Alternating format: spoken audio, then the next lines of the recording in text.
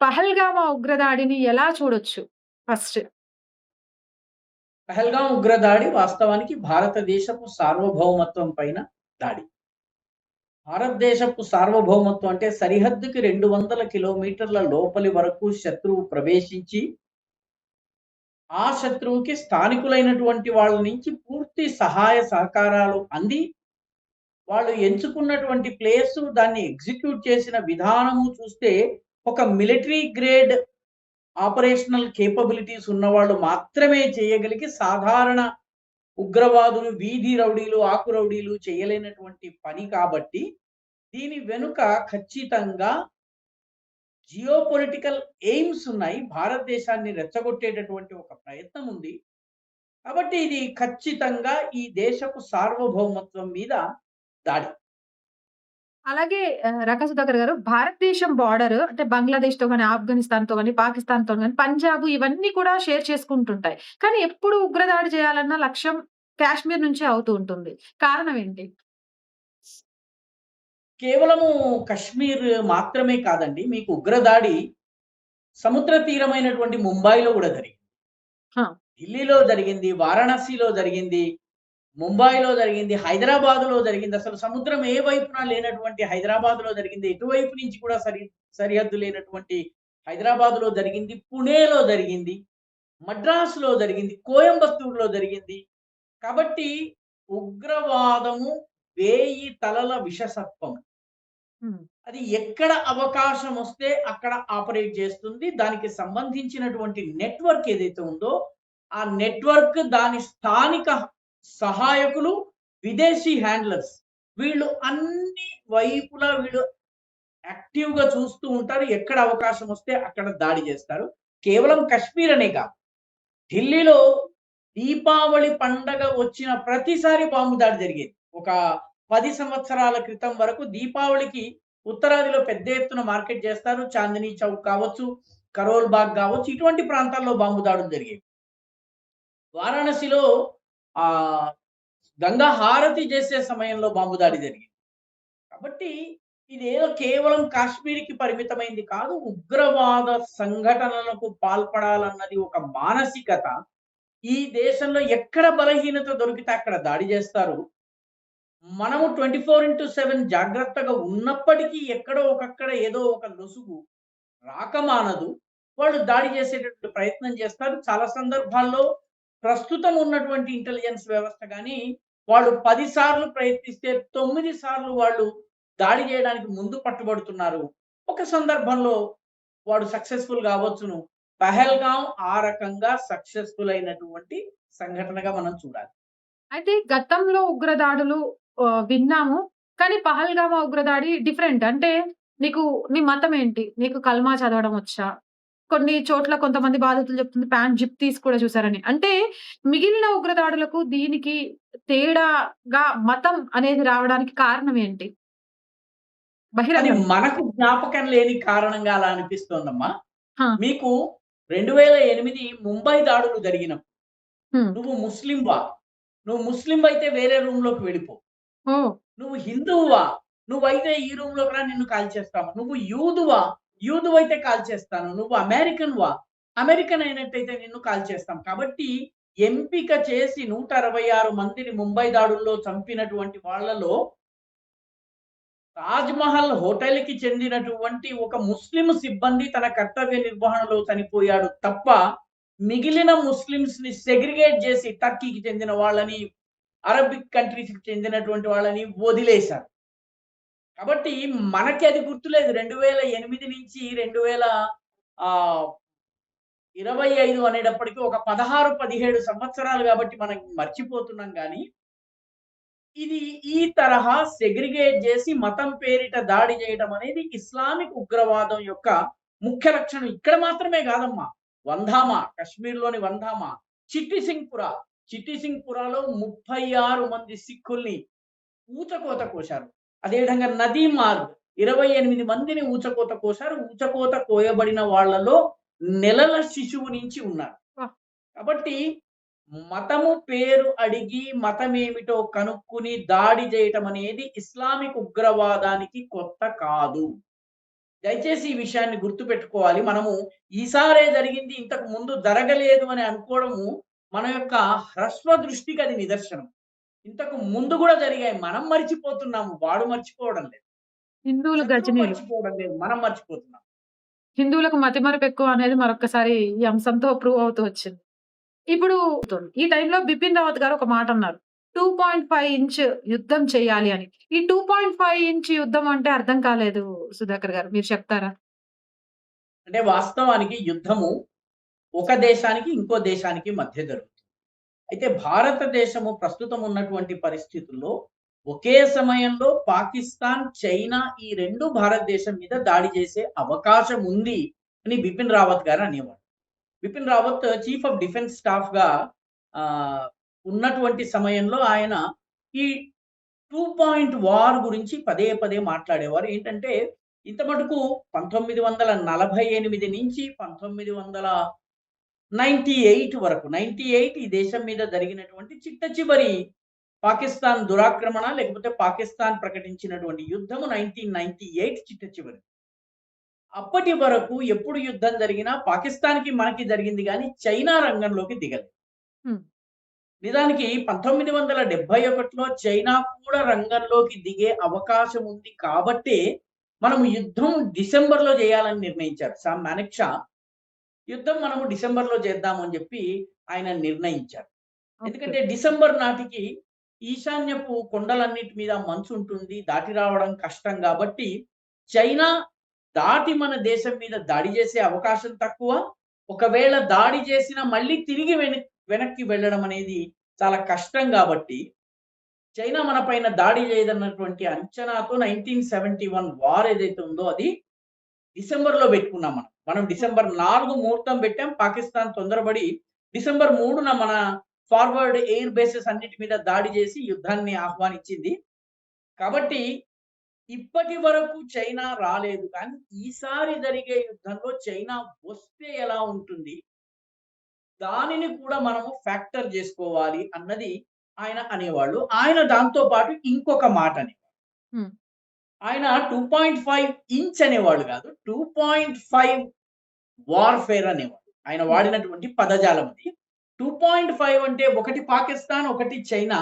మిగిలిన 0.5 ఏదైతే ఉందో అది ఈ దేశంలో ఉంటూ, ఈ దేశంలో తింటూ, ఈ దేశపు ఆధార్ కార్డులు పొంది ఓటరుగా ఓట్లు వేసుకుంటూ, ఈ దేశంలో ప్రభుత్వం ఇచ్చేటటువంటి పేదల కార్యక్రమాలన్నిటి బెనిఫిట్స్ తీసుకుంటూ పాకిస్తాన్ జిందాబాద్ అనేటటువంటి, చైనా జిందాబాద్ అనేటటువంటి ఒక వర్గం ఉంది. ఆ వర్గము కూడా ఈ 2 దేశాలు దాడి చేసిన సమయంలో ఏకకాలంలో దేశం లోపల అల్లరి చేసేటటువంటి, అలజడి సృష్టించేటటువంటి వీలుంది. ఓకే. కాబట్టి ఈసారి మనం యుద్ధమే గనక చేయవలసొస్తే యుద్ధం చేసేటప్పుడు పాకిస్తాన్, చైనాలతో పాటు మన అంతర్గత శత్రువులు ఎవరైతే ఉన్నారో వాళ్ళ విషయంలో కూడాను ఉపేక్షించడానికి వీల్లేదు. కఠినంగా మనము వ్యవహరించవలసి ఉంటుంది. కాబట్టి 2.5 వార్‌కి భారతదేశం సిద్ధంగా ఉండాలి అని బిపిన్ రావత్ అనేవారు. నిజానికి ఇప్పుడు మీకు చాలా 2.5 వార్‌లో 0.5 వార్ ఏదైతే ఉందో అది మీకు చాలా స్పష్టంగా కనిపిస్తోంది. అవును. ఇంత పెద్ద ఉగ్రవాద దాడి జరిగిన తరువాత కూడా మీరు దారిలో పాకిస్తాన్ జెండాని రోడ్డు మీద గీసి దాన్ని తొక్కుకుంటూ నడిచి వెళ్ళమంటే చాలా మంది దాని పక్క నుంచి నడిచి వెళ్తున్నారు. అవును. అంతేగాని తొక్కడం లేదు. పాకిస్తాన్ జెండాని ఒక కుర్రవాడు ముంబైలో తగులబెడితే వాడిని కొట్టి చంపేసేసారు. అవును.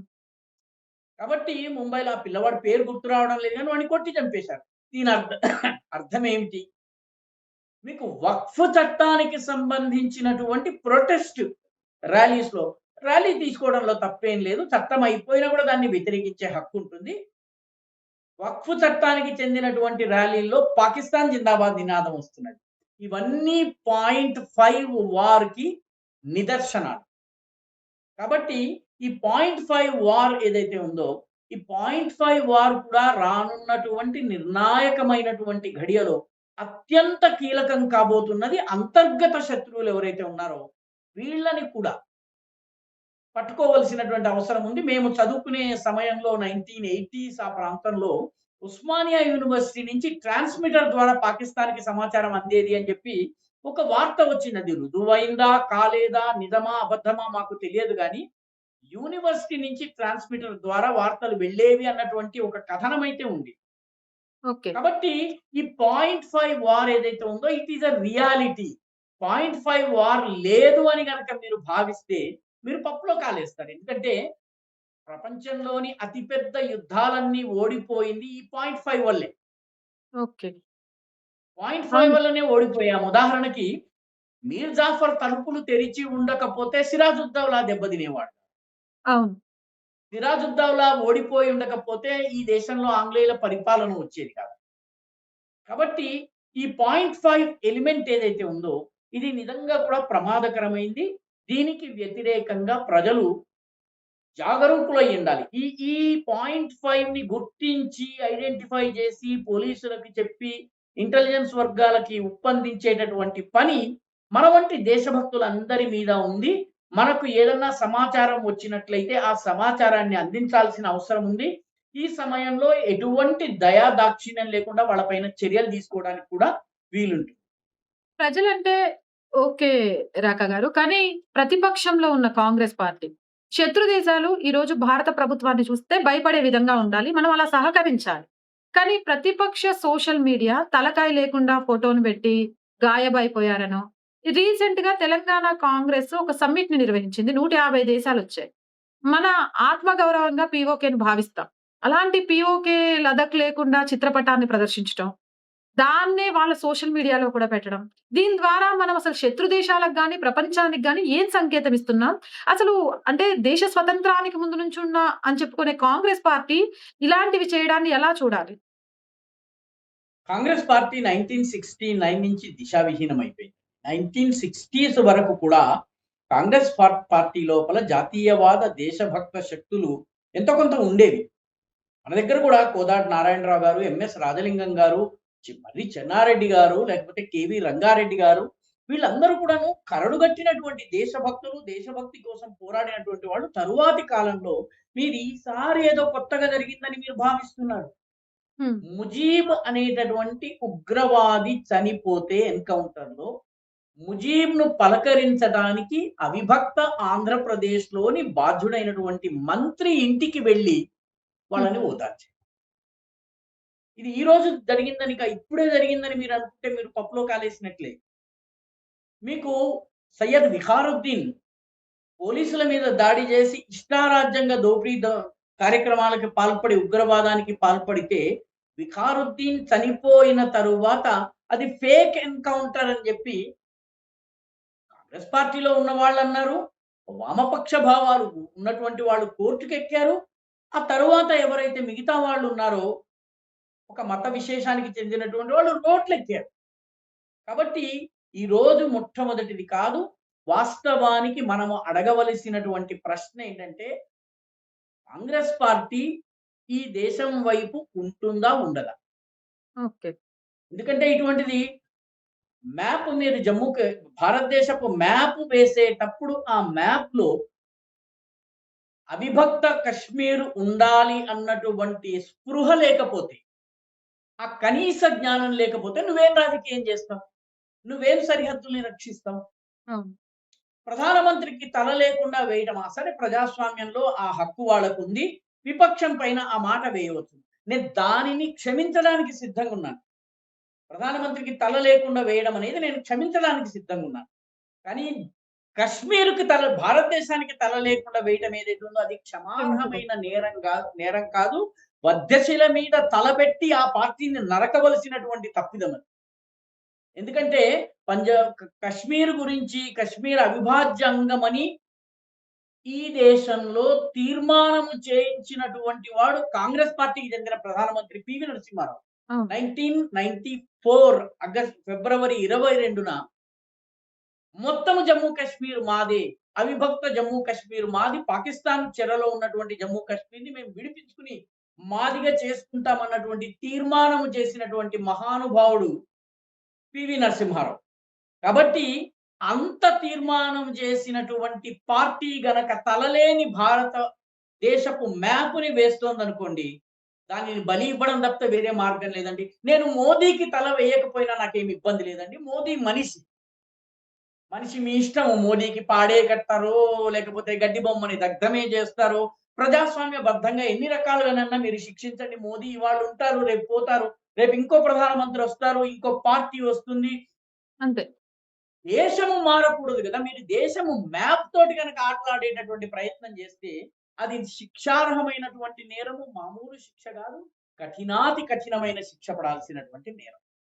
ఇంకోటి పహల్గామా ఉగ్రదాడి తర్వాత బాగా చర్చిస్తున్న విషయం ఏంటంటే, కాశ్మీర్‌లో ఆర్టికల్ 370 ఎత్తేసారు. ఎత్తేసిన తర్వాత గూడా ఇలాంటివి జరుగుతున్నాయంటే, ఎత్తేసి ఏం లాభం? దానివల్ల జరిగిన ప్రయోజనం ఏంటి అనేది. వాళ్ళకి ఏ విధంగా చెప్పొచ్చు సమాధానం? ఒక చట్టాన్ని మార్చిన తరువాత, లేకపోతే ఒక రాజ్యాంగపరమైనటువంటి సవరణ చేసిన తరువాత, దాని ప్రభావము సమాజం మీద కనిపించటానికి 2 జనరేషన్స్ పడతాయి. ఏ మార్పన్నా తీసుకునిరండి. ఆ మార్పు సమాజంలోని సకల జనులు యాక్సెప్ట్ జేయడానికి 2 జనరేషన్స్ పడతాయి. ఎందుకంటే ఒక కొత్త జనరేషన్ తయారు గావాలి. ఆ జనరేషన్‌కి 18, 20 సంవత్సరాల వయసు రావాలి. ఒక పాత జనరేషన్ మారలేనటువంటి జనరేషన్ వెళ్ళిపోవాలి.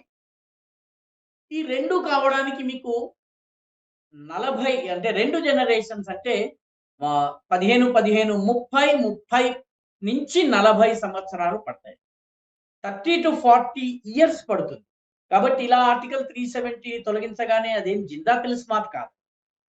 జిందా తిలిస్మాత్ ఇలా పుయ్యగానే అలా క్యాన్సర్ పోతుందా? ఓహ్! క్యాన్సర్ పోవడానికి క్యాన్సర్‌కి సంబంధించిన శిక్ష దానికి సంబంధించినటువంటి వైద్యం చేయవలసి ఉంటుంది. ఒక రోజులో లేదా 2 రోజుల్లో ఆర్టికల్ 370ని తొలగించగానే మార్పొస్తుందని గనక మీరు భావిస్తే, మీరు పొరపాటు చేసిన వాళ్ళవుతారు. ఆ రకంగా ఆలోచించే వాళ్ళది పొరపాటు. అవునేమో గదా! ఆర్టికల్ 370 తొలగించి 5 సంవత్సరాలయింది. ఇప్పటికి ఏమి మారలేదేంటి అని అనుకోవడం కూడా పొరపాటు. ఒక ఆలోచన ప్రజలలోకి వెళ్లి ప్రజల మస్తిష్కాలను ప్రభావితం చేయాలన్నట్లయితే, అది కనీసము 30-40 ఇయర్స్ సమయం పడుతుంది. మీరీరోజు వేసినటువంటి విత్తనము అది వృక్షంగా మారి దానికి కాయలు, పళ్ళు రావాలన్నట్లయితే మీకంత సమయం పడుతుంది. ఇలా హ్మ్. ఆర్టికల్ 370ని తొలగించగానే మార్పొస్తుందని ఎవరైనా భావిస్తే, వారికి దేశ రాజకీయాలు గాని, దేశం యొక్క సోషియాలజీ గాని, దేశంలో ఉన్నటువంటి ప్రజల ఆలోచనా విధానం పైన గాని కనీస అవగాహన లేనట్టుగా మనం భావించాలి. ఇంకోటి యుద్ధం. యుద్ధం చేయాలి అంటే బాంబులేసేసి, అక్కడ మారణ హోమం సృష్టించేసి, ఆ భూభాగాన్ని ఆక్రమించేయడమేనా? లేకపోతే యుద్ధాన్ని ఇంకో విధంగా కూడా చేసి శత్రువులకు చెక్ పెట్టొచ్చా? ఏ రకమైన యుద్ధ నీతి అనేది ఇప్పుడున్న పరిస్థితుల్లో అవసరమంటారు? ఏ రకమైన యుద్ధ నీతి ఈ సమయంలో అవసరం అన్నది మన ప్రభుత్వము, మన సైన్యము నిర్ణయిస్తుంది. దాని విషయంలో మన ఎవ్వరికీ కూడాను ఇక్కడ మాట్లాడే వాళ్ళెవ్వరు గూడా సరిహద్దుకెళ్ళలేదు. అవును. సరిహద్దులో మీరు థార్ ఎడారిలో, సరిహద్దులో సమ్మర్ సీజన్‌లో మీరు బంకర్‌లో ఉన్నప్పుడు కేవలము అండర్‌వేర్ మీద మాత్రమే ఉంటారు మన సైనికులు. మీకు ఆ! తెలుసునండి. ఎందుకంటే 50 డిగ్రీస్ దాటుతుంది. 50 డిగ్రీస్ టెంపరేచర్ ఉన్నటువంటి చోట మన సైనికుడు పోరాడతాడు. వాడు ఇసుకలో పడ్డా, పొర్లినా వాడి శరీరం మీద బొబ్బలు తేలుతాయి. ఆ! కాబట్టి వారెలా చెయ్యాలి? ఎట్లా ఫైట్ జేయాలి? ఏ వ్యూహాన్ని అనుసరించాలి? పాకిస్తాన్‌ని కాళ్ళబేరానికి తీసుకొని రావడానికి ఏం జేయాలన్నది ప్రభుత్వము, సైన్యము 2 కలిపి ఆలోచించేవి. మీరు, నేను ఇక్కడ ఒక గదిలో కూర్చొని మనం నిర్ణయించేది కాదు. యుద్ధము అనే దాని యొక్క రూపం మారిపోయింది. ఇదొక్కటి మాత్రం మనం గుర్తుంచుకోవాలి. యుద్ధము ఇదివరకు యుద్ధం అంటే ఈ దేశపు సైన్యం బయలుదేరేది, ఆ దేశపు సైన్యం బయలుదేరేది. మధ్యలో ఒక స్థానేశ్వరో, లేకపోతే బక్సరో, లేకపోతే పానీపట్టో ఇట్లాంటి ఒక ప్లేస్‌లో మనం వాళ్ళ కోసం ఎదురు చూసేవాళ్ళు. వాళ్ళు వచ్చేసేసి దాడి చేసేవాళ్ళు. ఈ రకంగా యుద్ధాలు నడిచినాయి. మీకు విమానాలు వచ్చిన తర్వాత మీకు యుద్ధాలలో చాలా గణనీయమైనటువంటి మార్పొచ్చింది. ఏరియల్ బాంబింగ్ జరగడం ప్రారంభమైన తర్వాత యుద్ధం మారింది స్వభావము. మొదటి ప్రపంచ యుద్ధ సమయంలో ట్రెంచ్ వార్‌ఫేర్ ఉండేది. కేవలం గోతులు తవ్వి అక్కడ తుపాకీ పెట్టుకొని సైనికుడు ఉండేవాడు. ఒక 100 అడుగులు ముందుకెళ్ళి మళ్ళీ గోతులు తవ్వుకొని అందులో దాగేవాడు. ఆ రకంగా ఒక్కొక్క ఇంచు ముందుకెళ్తూ ఉండేవాడు. ట్రెంచ్ వార్‌ఫేర్ ఫస్ట్ వరల్డ్ వార్‌లో వచ్చింది. ఏరియల్ వార్‌ఫేర్ సెకండ్ వరల్డ్ వార్‌లో వచ్చింది. ఆ తర్వాత ఒక్కో యుద్ధానికి ఒక్కొక్క టెక్నాలజీలో మార్పొస్తుంది. దానికి సంబంధించినటువంటి శస్త్ర సంపత్తిలో మార్పొస్తుంది. ఇప్పుడు యుద్ధము అని మనము చెబితే యుద్ధంలో భౌతికమైనటువంటి సైన్య కదలికల ద్వారా, సైన్యపు పోరాటం ద్వారా జరిగే యుద్ధం ఉంది. దానితో పాటు సర్వసాధారణ ప్రజానీకం కూడా యుద్ధంలో భాగస్వాములు కావచ్చు. ఉదాహరణకి యుక్రెయిన్ ఇప్పుడు యుద్ధం మీరు తీసుకున్నట్టయితే యుక్రెయిన్‌లో ఉన్నటువంటి యుక్రెయిన్ చిన్న దేశం, రష్యా పెద్ద దేశం. అవును. యుక్రెయిన్ ప్రజలు ఏమని నిర్ణయించుకున్నారు? ఓకే. మన శక్తి సామర్థ్యాలన్నీ కలిపి మనం రష్యాతో పోరాడదాం. ఏం చేయొచ్చును? మన దగ్గర ఉన్నటువంటి మామూలు డ్రోన్స్ పెళ్ళిళ్ళలో షూట్ చేసేవి, లేకపోతే పొలంలో ఎరువు జల్లేవి, లేకపోతే మందులు అందజేసేటటువంటి డ్రోన్స్ ఏవైతే ఉన్నాయో, ఈ డ్రోన్స్‌కి బాంబుల్ని అమరుద్దాం. కరెక్ట్‌గా ఒక స్పాట్‌కి వెళ్లి, ఆ స్పాట్ మీద మనం వేద్దాం. వేసి విధ్వంసం సృష్టిద్దాం. ఈ రకంగా ప్రయత్నాలు చేస్తున్నారు. కాబట్టి సర్వసాధారణ సగటు పౌరుడు గూడా యుద్ధంలో పాల్గొనేటటువంటి అవకాశం లభించింది. మీరు యుద్ధ భూమికెళ్ళక్కర్లేదు. మీరు మీ ఇళ్లలో కూర్చొని వాళ్ళు చెప్పినటువంటి కోఆర్డినేట్స్‌కి మీ డ్రోన్‌ని పంపించి, హై ఆల్టిట్యూడ్ ద్వారా పంపించి మీరు ఆ మొత్తం ఏరియాని ఐడెంటిఫై చేయవచ్చును. ఒక మిడ్ ఆల్టిట్యూడ్ డ్రోన్ ద్వారా మీరు ఆ ఏరియాని స్కాన్ చేయవచ్చును. లో ఆల్టిట్యూడ్ డ్రోన్ ద్వారా మీరు అక్కడ పిన్ పాయింటెడ్ అటాక్ చేయొచ్చును. సగటు పౌరుడు సర్వసాధారణ ప్రజానీకం చేయగలిగేటటువంటిది. యుక్రెయిన్‌లో అయితే మనం ఇంకొక రకమైన యుద్ధం గూడా చూసాం. హౌస్ టు హౌస్ కంబాట్ జరిగింది. మొదటి దశలో ఇప్పుడది మారింది. హౌస్ టు హౌస్ కంబాట్ అంటే ఈ ఇల్లుని ఆక్రమించుకుంటే సరిపోదు. పక్కింటిని గూడా ఆక్రమించుకోవాలి. పక్కింటిని ఆక్రమించుకునేందుకు మళ్ళీ ఒక పూట యుద్ధం. ఆ తర్వాత పక్కింటిని ఆక్రమించుకోవడానికి ఇంకొక పూట. ఈ రకంగా రష్యన్ అడ్వాన్స్‌ని ఆపగలిగింది యుక్రెయిన్. కాబట్టి యుద్ధంలో అందరూ పాల్గొనాలి. యుద్ధం యొక్క స్వరూపం మారింది. అయితే యుద్ధం ఏ రకంగా జరగాలి? దానికి సమాజాన్ని ఏ రకంగా సన్నద్ధం చేయాలి? ప్రజలు ఏ రకంగా పాల్గొనాలి? సర్వసాధారణ సైనికుడు ఏ రకంగా యుద్ధం చేయాలి? ఇవన్నీ కూడా మన ప్రభుత్వము, మన సైన్యం నిర్ధారిస్తుంది. దీనిలో మనం అనవసరంగా తలను ఆహ్, గరం దూర్చుకుపోతుంది. జేసుకోవాల్సినటువంటి అవసరం లేదు. ప్రభుత్వం నిర్ణయిస్తుంది. దానికి అనుగుణంగా మనకేదన్నా పాత్ర ఉంటే, ఆ పాత్రని మనము పోషించవచ్చు. మన చుట్టుపక్కల ఎవడైనా పాకిస్తాన్‌కి అనుకూలంగా మాట్లాడుతుంటే చావుచితక బాదొచ్చు. లేదా పోలీసులకు జెప్పి వాడిని అరెస్ట్ చేయించొచ్చు. ఏ మద్రసాలోనో, ఇంకొక దానిలోనో పాకిస్తాన్ జెండా ఎగరేసేసి, పాకిస్తాన్ యొక్క గీతం పాడుతున్నారని దెలిస్తే ఆ మద్రసా మీద బుల్డోజర్ పంపించొచ్చును. ఈ పనులు మనం జేయించగలం. రైట్. ఇప్పుడు ఎస్ఎం చాలా ప్రభావం చూపిస్తోంది కదండీ! ఈ పరిస్థితుల్లో ఎస్ఎంని యాక్టివ్‌గా ఉంచేవారు ఏ రకంగా వ్యవహరించాలి?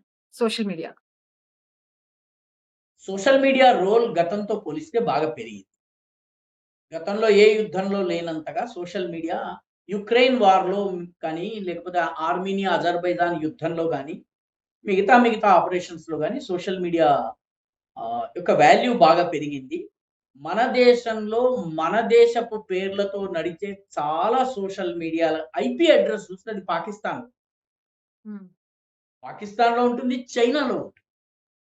కొన్ని థాయిలాండ్ ఇటువంటి దేశాల నుంచి కూడా వస్తాయి. కాబట్టి ఆహ్, ఏది బడితే దాన్ని మనము ఫార్వర్డ్ చేయటమో, లేకపోతే దాన్ని ఇది చేయటమో, లేకపోతే ఆ వార్త ఉంటే ఆ వార్త వెనుక రాజకీయం ఏమిటి అన్నది ఆలోచించటమో, లేకపోతే ఈ రకమైనటువంటి పోస్ట్ రాగానే మనం ఏ రకంగా స్పందించాలన్న విషయంలోనో చిన్న గ్రూప్స్ ఏర్పాటు చేసుకొని, ఆ గ్రూపులలో మనము యాక్ట్ చేయడం ఏదైతే ఉందో అది చాలా మంచి విషయము. దానికి సంబంధించినటువంటి గైడ్‌లైన్స్ కూడా ఒకవేళ నిజంగా యుద్ధమే జరిగితే రావచ్చును. సోషల్ మీడియా మీదైతే ప్రభుత్వం చాలా పెద్ద ఎత్తున నిఘా వేసి ఉంచింది. పాకిస్తాన్‌కి జమ్మూ కాశ్మీర్‌లో one of the main reasons for ఉగ్రవాదం ఓడిపోవడానికి కారణం ఏంటంటే, అక్కడ ఉన్నటువంటి సోషల్ మీడియా ఇన్‌ఫ్రాస్ట్రక్చర్‌ని మొత్తం డిస్మాంటిల్ చేసింది. ఓకే. పాకిస్తాన్ నుంచి వచ్చేటటువంటి సోషల్ మీడియా ఇన్‌ఫ్రాస్ట్రక్చర్‌ని మొత్తం డిస్మాంటిల్ చేసింది. కాబట్టి ఆ రకంగా మిగతా దేశంలో కూడా చేయవలసిన అవసరం ఉంది. సోషల్ మీడియాలో పోస్ట్‌లు పెట్టేటటువంటి మనలాంటి వాళ్ళు కూడా ఒకటికి 10 సార్లు వెరిఫై చేసుకొని పెట్టాలి. తొందరపాటు అనేది పనికిరాదు. ఇది ఇంద్రజిత్ యొక్క మాయోపాయపు యుద్ధం ఇది. కాబట్టి దీనిలో మనం ఒక రాంగ్ పోస్ట్ పెట్టి తర్వాత లాక్కోలేక, పీక్కోలేక బాధపడే కన్నా కూడా మనము ఫైట్ చేయవలసిన రీతిలో సోషల్ మీడియా అవేర్‌నెస్ తోటి మనం ఫైట్ చేయాల్సిన అవసరం ఉంటుంది. దాన్ని మనము దృష్టిలో ఉంచుకోవాల్సిన అవసరం. ఫైనల్‌గా సార్, త్రివిధ దళాలు బార్డర్‌లో భారత్‌ని రక్షించడానికి ప్రాణత్యాగానికైనా సిద్ధంగా ఉన్నారు. కానీ భారతదేశం లోపల మినీ పాకిస్తాన్‌లు చాలా చోట ఉన్నాయి. ఇలాంటి వాటిని ఎదుర్కోవడంలో, లేకపోతే వీళ్ళ నుంచొస్తున్న అపాయం నుంచి తప్పించుకోవడంలో గాని, సామాన్య పౌరులు ఎలా పాల్గొనాలి? అవేర్‌నెస్ కలిగించడానికి ఎలాంటి ప్రయత్నాలు చేయాలి? కొందరికి దండం దశగుణం భవేత్ అని. అది తప్ప వేరే మార్గం లేదు.